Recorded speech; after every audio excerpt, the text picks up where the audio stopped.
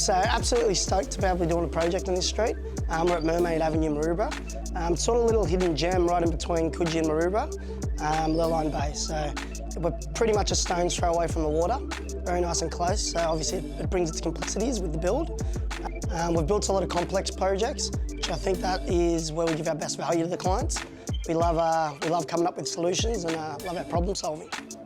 In comparison to other jobs, we're really focusing on the backyard here. So we have done a little extension out the back, put a new gym downstairs, but mainly the biggest thing is the backyard. So we've levelled off the whole backyard and basically it just captures all the breathtaking views from both sides.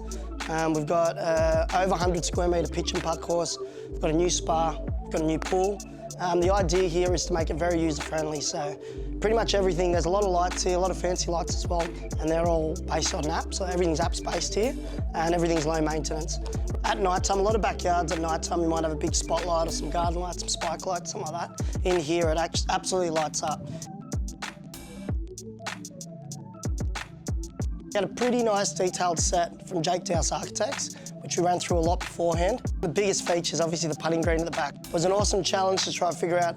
It wasn't just us putting the cups in and levelling it off. It had to be perfectly levelled up with the back deck, the inside, the pool, the copings, and then also the client wanted us to have different coloured lights going into all of them. And the main aim was to try and get all these lights that can still drain out, can still be changed over, and didn't have any connections underground. So it was a challenge in us getting it. If we were to ever change the globes down the track when they do go out, we can easily change them over without having to rip everything up.